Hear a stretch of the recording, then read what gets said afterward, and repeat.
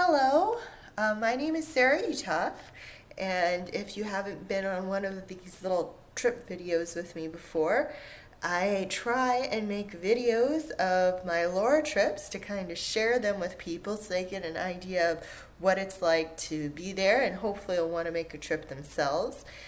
Um, for the last couple years, I have been trying to make another video of Pepin that kind of gives you an idea of everything there is to do during the Laura days especially, and it's just I never seem to have exactly the right footage that I want. So this year, while I'm going to still keep working on that, I wanted to also work on doing just a trip diary, kind of like I did for Laura Palooza, specifically on what I did each day. So that's what this is going to be, and I hope you enjoy it. This is my trip to Pepin.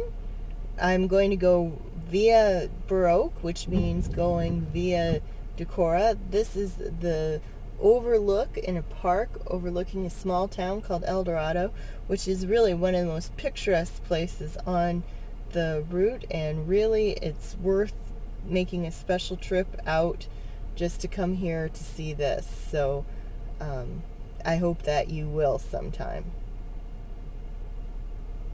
As you can see, it's been raining, and that's kind of hampered my recording a little bit. Since I've been coming to Burr Oak, I've always looked at this little school along the way. Sadly, it looks like since I came the last time, where there had been damage to the roof, now the entire thing is collapsed. That's really the key for historic buildings.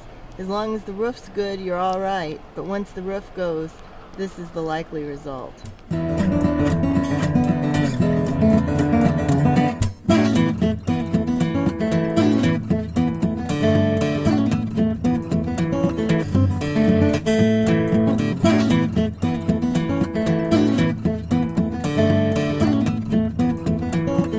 As you're driving along, you'll see many barn quilts.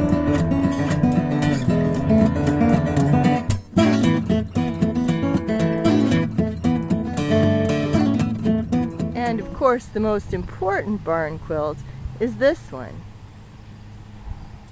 Well, I'm sitting here in construction just south of Decorah, so I figured I might as well take that as an opportunity to go ahead and start the show. I'm driving up to Pepin. I left about 10 o'clock this morning. It's just about 1 o'clock now because I made a couple stops on the way. And I have been driving through rain, and you can see it's still pretty cloudy. There's a lot of barn quilts south of Decorah, so if you're coming up from that direction to Burr Oak or to Pepin, Burr Oak's about 10 minutes north of Decorah. It's a great opportunity to see some barn quilts. I also recommend, if you're going to be traveling through northeast Iowa, that you have some gum of some kind handy and chew it, because it does get to the point where it can pop your ears if you aren't careful. They just opened a new tour walkway in Decorah through some of this lovely countryside, and I think it would be worth a stop to take a look. I'm running a little late today though, so I'm going to try and find some lunch and we'll go from there. I recommend parking behind Hotel Winneshiek and then walking through. Stop and take advantage of their lovely ladies' room, and then we're heading over to Tea and Tarts, which sadly I've heard is for sale, but looks like it's open when we drove past, so let's go and have a treat.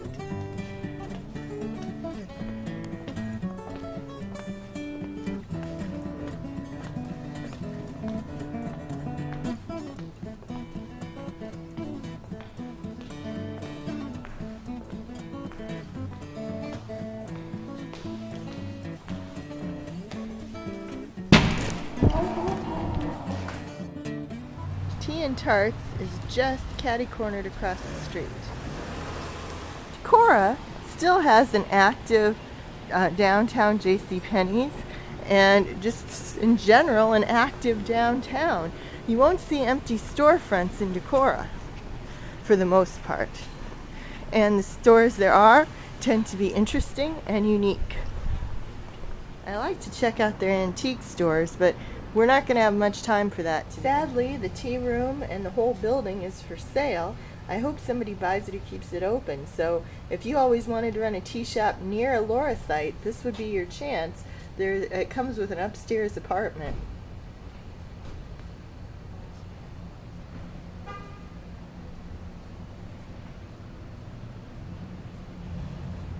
Turn into Burr Oak on one of two entryways.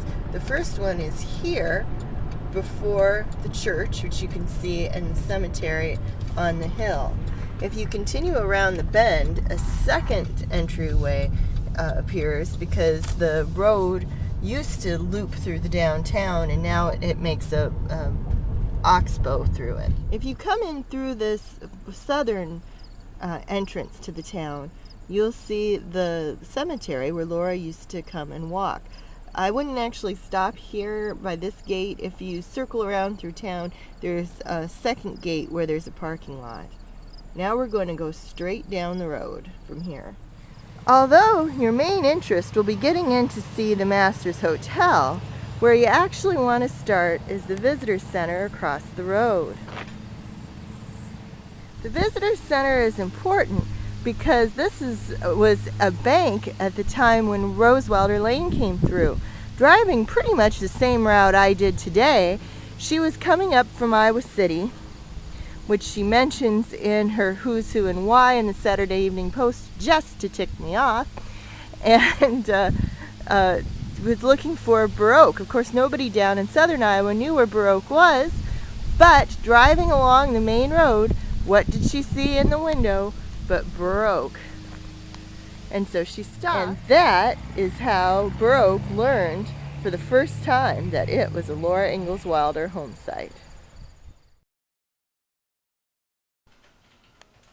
Well, welcome, Sarah. Good to see you on your travels to Pepin, and we hope you have a wonderful time up there. I'm Steve Luse, the director of the Laura Ingalls Wilder Museum in Burr Oak, and we are now in our shorter hours, having got to Labor Day and beyond. So we're 10 to 4 Monday through Saturday, and then noon to 4 on Sunday until the end of October. However, after the end of October, call us, and we'll make arrangements to give you a tour anytime until we open for our regular hours again April 1st. It just makes more sense as a small museum not to have someone sitting here to see if someone shows up, because the traffic does diminish during the winter. We are excited that we have a set of Ashton Drake dolls that we have posted on our Facebook page as available for purchase. We're trying to do an auction. And what we'd like to do is have one individual buy the entire set, including the Grace doll, one of the more elusive characters to be able to get a hold of. So if anyone out there would like to support a small museum in Burr Oak, Iowa, bringing Laura and her experience in Burr Oak to the world, please consider looking at our website and Facebook page to see the details of how to bid on the Ashton Drake dolls. We're happy to. We have an annual campaign that we've almost got, we've got over 8,000 of our $10,000 goal. So we'd like to conclude that in the next month or so and have that finalized. So if anyone would like to make a donation to our annual fund, we'd happily give you a receipt as a charitable donation, and then put you on our list to be reminded each year that, again, we have an annual campaign that we'd like to be supported. Thank you so much for watching this and for being part of the Laura organization and support. Thank you. Well, so much for not staying long in Burr Oak. It is now 3:50 and there's no way I'm going to make Pepin by 5 o'clock, but we'll see if I can make it by 6. So see you then.